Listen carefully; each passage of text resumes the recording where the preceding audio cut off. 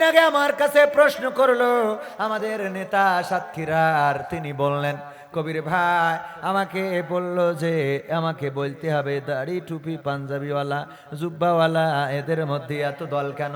মূল প্রশ্ন কোরআনমুখী হতে হবে, কিন্তু আমাদের সমস্যা হলো কোরআন পড়তে ভালো লাগে, কোরআন শুনতে ভালো লাগে, কোরআন জানতে ভালো লাগে, কোরআন মানতে ভালো লাগে। কথা কয় না? আপনাদের খারাপ লাগছে?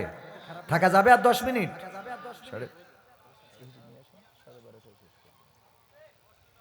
কোরআন পড়তে ভালো লাগে, কোরআন শুনতে ভালো লাগে, কোরআন জানতে ভালো লাগে, কোরআন মানতে ভালো লাগে না। নামাজেতে পড়লে কোরআন মনটা শীতল হয়, কারির তেলাওয়াত শুনিলে প্রাণ জুড়িয়ে যায়। নামাজেতে পড়লে কোরআন মনটা শীতল হয়, কারির তেলাওয়াত শুনিলে প্রাণ জুড়িয়ে যায়। সেই কোরআনের ব্যাখ্যা দিলে কলিজাতে আগুন জ্বলে, সেই কোরআনের ব্যাখ্যা দিলে অন্তরেতে আগুন জ্বলে। বিরোধিতাও চলে কেন তা জানি না। কোরআন পড়তে ভালো লাগে, কোরআন শুনতে ভালো লাগে, কোরআন জানতে ভালো লাগে, কোরআন মানতে ভালো লাগে। কোরআন পড়ে দেখতাম ওরা শুরু করতো দিন, তারা আবার চাইতো না দেশে কোরআনের আইন। কথা কয় না? কোরআন পড়ে দিনে শুরু করতো, এমন আল্লাহর ওলি ছিল না? ছিল না? কোরআন পড়ে দেখতাম ওরা শুরু করতো দিন, তারা আবার চাইতো না দেশে কোরআনের আইন।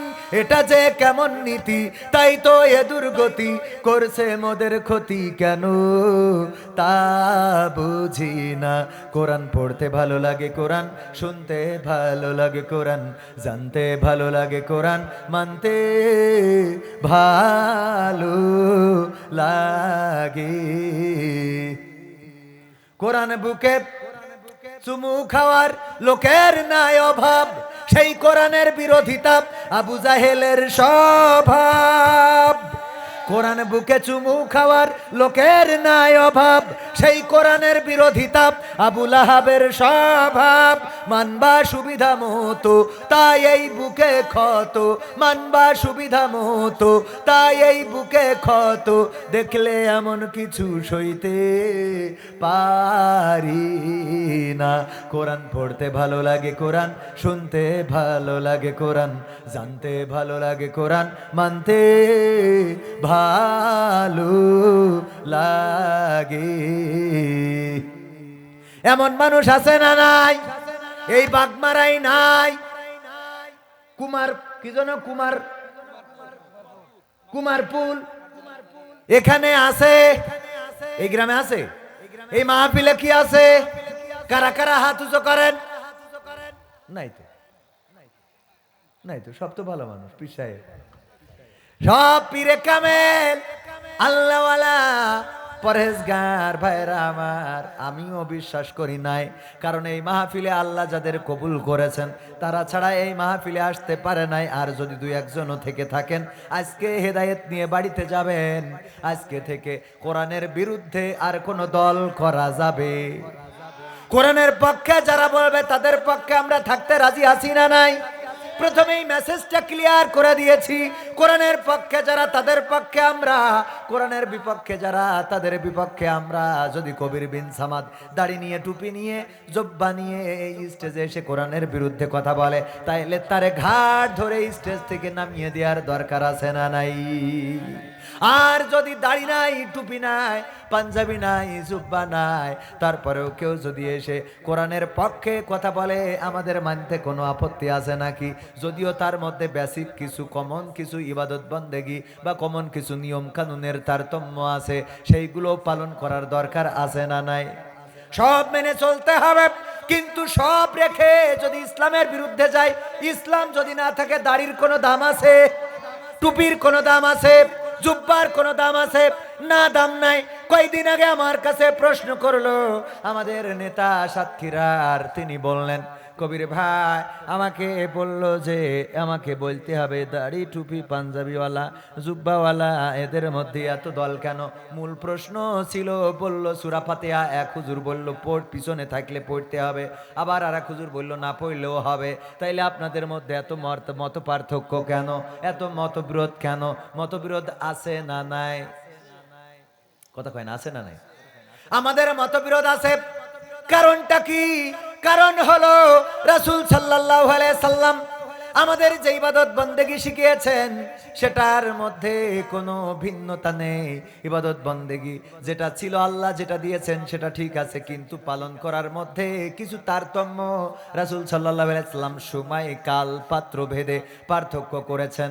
যেমন আমরা যেটা জেনেছি, আল্লাহ রাসূল সাল্লাল্লাহু আলাইহি সাল্লাম যখন ইসলামের দাওয়াত দিয়েছে, এই দাওয়াত দেওয়ার সময় মুসলমান যারা হয়েছে অনেকেই মূর্তিকে এমন ভালোবাসতো যে নামাজে দাঁড়াইলেও মূর্তি বগলের নিচেই রেখে দিয়ে তারপরে নামাজ পড়তো।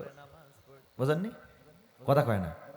মূর্তিরে এত ভালোবাসতো, একজন ইহুদি অথবা খ্রিস্টান নাসারা যাই হোক না কেন, মূর্তি একটা নিয়ে যাচ্ছে, হঠাৎ পিশাব লেগেছে, খেজুর গাছের গোড়ায় মূর্তিটারে রেখেছে যে তুই এখানে আল্লাহ থাক, মানে ওগের আল্লাহ কি, এনে থাকো ভগবান, আমি একটু কাম সারিয়ে নি। কাম সারিয়েছে অন্য দিকে ফিরে, কারণ এই দিকে দেবতার দিকে ফিরে তো আর এই কাম সারা যায় না। এর মধ্যে কুত্তা একটা এসে পিশাব করে দিয়েছে ওখানে গাছের গোড়ায়, স্টার্ট মেরি দেশ। পিশাব ফিরে এসে ওই মূর্তিটা ধরে নিয়ে দেখে গায়ে যেন কি রহমতের পানি ছাটা শুরু করে দিয়েছে। হঠাৎ করে তাকায় দেখে পাশে কুত্তা দাঁড়ানো, বুঝে ফেলেছে এই মূর্তির গায়ে তাহলে কুত্তাই মইতে ছুঁয়ে গেছে। রাসূলের কাছে গেছে, যে বলল গো রাসূল, এই যে আমার ভগবান রে নিয়ে আসিছি, ফেলাই দিলাম, আপনার দিন কায়েম, আপনার দিন কবুল করব। কারণটা কি? কারণ ওগো রাসূল গো, আমি এই এই এই এই এই এই ঘটে গেল। আল্লাহ রাসূল বললেন মূর্তি কখনো মুক্তি দিতে পারে না, মুক্তি দেওয়ার মালিক হলেন এক আল্লাহ। সবাই চিল্লাইয়া বলেন কে? আল্লাহ মুক্তি দিয়েছে না দেয় নাই? আমাদের বর্তমান সময়েও যদি বলি ওয়াতুইজ্জু মান তাশাউ ওয়া তুযিল্লু মান তাশা, আল্লাহ রাব্বুল আলামিন বললেন যাকে চান তাকে ইজ্জত দান করেন, যাকে চান তাকে বেইজ্জতি করেন।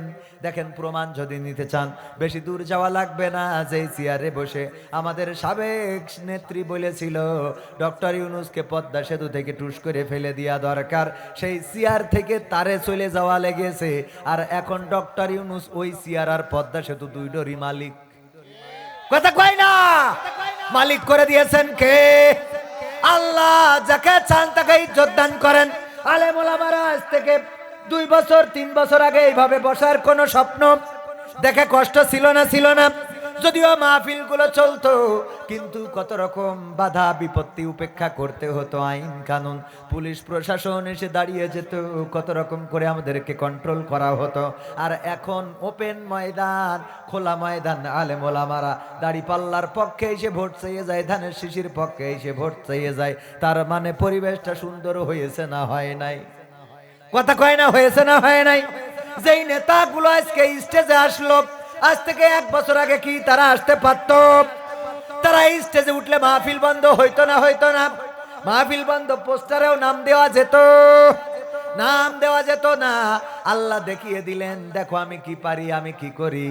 যেই চেয়ারের মালিক তুমি বললে দেশটা তোমার বাবার, সেই দেশ ছেড়ে দিয়ে দাদার দেশে জামা লাগল রে। ক্ষমতায়